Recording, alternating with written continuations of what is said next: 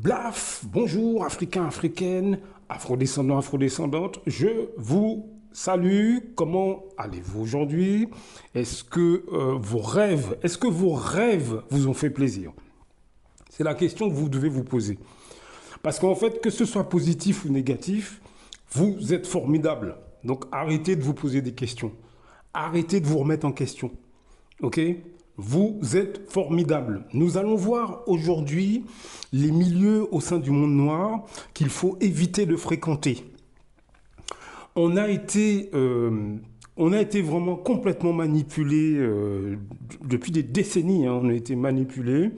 On nous a fait croire que être dans une soirée, jeune comme moins jeune, être dans une soirée avec des gens soi-disant cool, qui écoutent, alors c'est un style qui n'existe plus aujourd'hui, mais le R&B, le rap, le zouk, habillés comme des clips vidéo américains, c'est le top, des gens qui se prennent pour une classe au-dessus des autres, etc. On nous a fait croire que tous ces milieux qui sont finalement vides et creux, il fallait les côtoyer, il fallait être dans leur trip avec eux, il fallait rigoler dans leur salon. Vous savez, quand vous êtes chez eux, vous êtes tous assis en rond, avec un verre à la main, on dit des conneries, des gens qui sont creux, souvent, qui se prennent pour des anglo-saxons, ou pour une classe économique supérieure, alors qu'ils n'ont jamais été aux États-Unis, ils ne connaissent rien, ils ne parlent pas l'anglais, ils n'ont jamais vécu dans un pays anglo-saxon, ils sont rongés par les dettes, mais ils se prennent pour un milieu au-dessus des autres, sous prétexte qu'ils aient peut-être pour d'autres ce sera un petit boulot qui payait 1500 euros. Donc ça y est, c'est bon, ils ont réussi. Pour d'autres, ils ont peut-être un bac plus 4, bac plus 5. Donc ça y est, ils sont. Bref, on nous a fait croire que intégrer des cercles voilà, se voient comme une petite élite, c'était ça qu'il fallait faire. On s'est fait avoir, pour être honnête. On se fait complètement avoir. Alors pourquoi je vous dis ça? Regardez notre niveau économique dans tous les pays. Il est bas. Et pourtant on côtoie des milieux qui se disent des milieux blacks, que ce soit Afrique, Caraïbes et consorts. Il n'y a pas de... Au sein du monde noir, vous retrouvez toujours le même type de personnes, peu importe le pays, peu importe la diaspora, peu importe la communauté. Vous retrouvez toujours ces espèces de petits milieux. Et puis, en plus, ils sont incultes sur leur propre histoire. Ils connaissent rien, mais ils sont américains clair de peau. Ok? Et le souci, c'est que économiquement, on est en dessous de tout. Socialement, on est en dessous de tout. Culturellement, notre culture, tout le monde nous la vole. Tout le monde se sert. Donc ça veut dire qu'en termes d'organisation communautaire, d'organisation au niveau de notre population, de nos pays d'origine, il y a un problème. On a l'habitude, depuis des générations, à observer les problèmes qui viennent de l'extérieur. Les gens qui... Esclavage, colonisation, etc. Oui, c'est vrai, je le dis à chaque fois. Oui, c'est vrai, vous avez raison. Moi, je ne vous dis pas le contraire. Vous avez entièrement raison. Cependant, en interne, c'est-à-dire au sein de nos communautés, au sein de nos sociétés, que ce soit Afrique, Caraïbes, le monde noir d'une manière générale, il y a un problème. Et ce problème se situe dans la manière où sociologiquement on interagit ensemble. C'est-à-dire que voilà ce qui se passe. Il y a une catégorie de noirs français ou de noirs francophones, pour parler des noirs francophones, qui nous ont fait croire que en imitant le clip vidéo, en se donnant des manières plus intégrées que les autres, petit accent bien français pour certains que j'ai vus en France, petit accent bien français, ils veulent bien être noirs américains, mais ils veulent pas avoir un accent africain ou afro-antillais ou afro-guyanais, etc. Non, mais ils sont américains.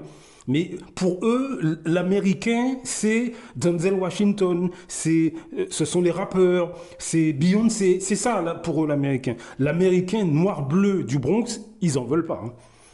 Donc ces milieux nous ont fait croire qu'en copiant ce qu'ils sont, en essayant d'intégrer leur cercle, ils nous ont fait croire que c'est comme si on changeait de caste. Mais alors que ces milieux-là n'ont pas un rond, sont incultes, complexés, ce qu'ils veulent, c'est se donner un genre, parce qu'en gros, ils ne se sentent pas intégrés à la société française, ni au système français. Ils n'accèdent pas au poste qu'ils voudraient, parce que chaque fois, on leur renvoie en pleine face que vous n'êtes pas des nôtres, hein, et donc leur complexe, ils le reportent sur leurs semblables, en faisant croire à leurs semblables, ok, vous êtes plus bas que nous. Parce que nous, pour certains, on est clair de peau, donc on a du style, ça sent meilleur, hein, on est plus joli. Pour d'autres, ce sera, moi j'ai telle voiture, je côtoie tel groupe, tel milieu, etc. Ce qui fait que ça a produit au fil des décennies une espèce de stagnation générale. Parce qu'en fait, on s'est détourné de ces Africains, de ces Afro-Antillais, ces Afro-Guyanais, etc., qui, eux, avaient de vraies choses à dire. Parce que je rappelle que depuis les années 50, que ce soit en France, mais dans tous les pays du monde, vous avez des afrodescendants qui ont défendu un certain nombre d'idées. Est-ce que vous comprenez ce que je veux dire? Ils ont défendu un certain nombre d'idées, que ce soit politique, que ce soit social, que ce soit culturel, ils ont laissé des traces écrites depuis des années. Eh bien, ce milieu black bien branché, funky, qui côtoie, qui se voit un peu... en fait, il se voit un peu comme une espèce d'interface, une mémoire tampon, si vous voulez, entre les Européens, les milieux européens, arabes, chinois, mais qu'ils veulent intégrer, et donc le reste de la populace noire. Ils se voient un peu comme un entre-deux, une espèce d'intermédiaire. Donc ils ne sont pas acceptés par les hautes sphères, qui leur crachent dessus, hein, concrètement. Et donc, ils font comprendre à ceux qu'ils voient, eux, comme étant en dessous d'eux, que c'est un privilège de les côtoyer. Donc, vous voyez des situations complètement aberrantes. Vous voyez des Noirs français, par exemple, cette catégorie de Noirs que je vous décris dans tous ces audios, hein, vous les voyez parader en groupe. Ils ont des petites voitures neuves qu'ils arrivent à peine à payer. Hein. Ils ont pour certains des petits postes de cadre où on les voit, ils sont de simples employés. Hein, mais du fait qu'ils côtoient dans leur week-end grillade des petits milieux, etc., donc ils se sentent un côté supérieur, vous voyez. Donc éloignez-vous de ces gens, éloignez-vous de ces gens-là, éloignez-vous. Vous pouvez les observer quand vous êtes au boulot, hein. Regardez comment ils se comportent quand ils sont au boulot. Regardez ces gens-là. Que ce soit Afrique, Caraïbes et consorts, hein. Tout pays confondu, toute île confondue. Regardez comment ces Noirs français se comportent dans le milieu du travail. Ce que je décris hein, dans ces audios, encore une fois, il n'est pas question de généraliser. Ce que je veux vous dire, c'est que les problèmes que nous avons depuis plusieurs générations sont liés aussi à notre comportement. Comment on socialise et avec qui on socialise. C'est ça que je veux expliquer. On a compris que à l'extérieur de nos communautés, les gens qui sont extérieurs à nos cultures, on a compris qu'il faut se méfier de beaucoup. Ça, on l'a compris.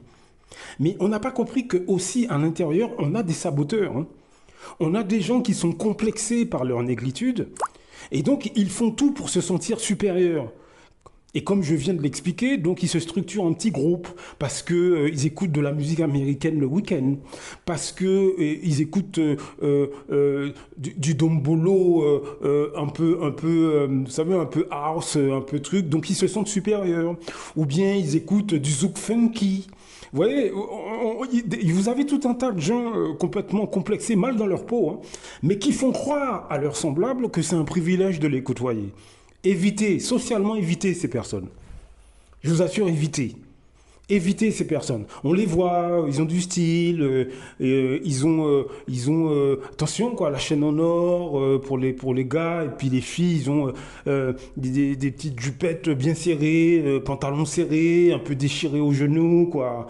Avec le petit décolleté, et puis la coiffure qui va bien, quoi. Vous voyez, le américain, quoi. Bon, ne tombez même pas dans le panneau de ces cercles. En toute franchise, hein, parce que vous n'irez pas très loin. Pour progresser dans ce monde-là, déjà, il faut rester soi-même.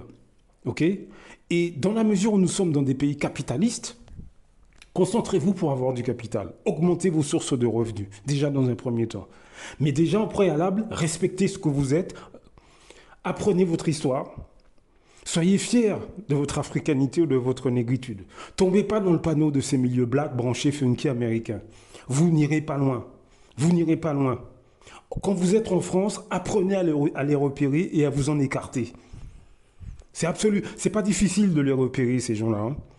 Quand vous êtes avec eux, ce que vous pouvez faire, c'est juste pour expérimenter, aller dans leur cercle et observez-les. Quand vous êtes assis dans leur salon, là, ou dans leur soi-disant maison qu'ils arrivent à peine à payer, observez comment ils se comportent. Regardez le genre qu'ils se donnent.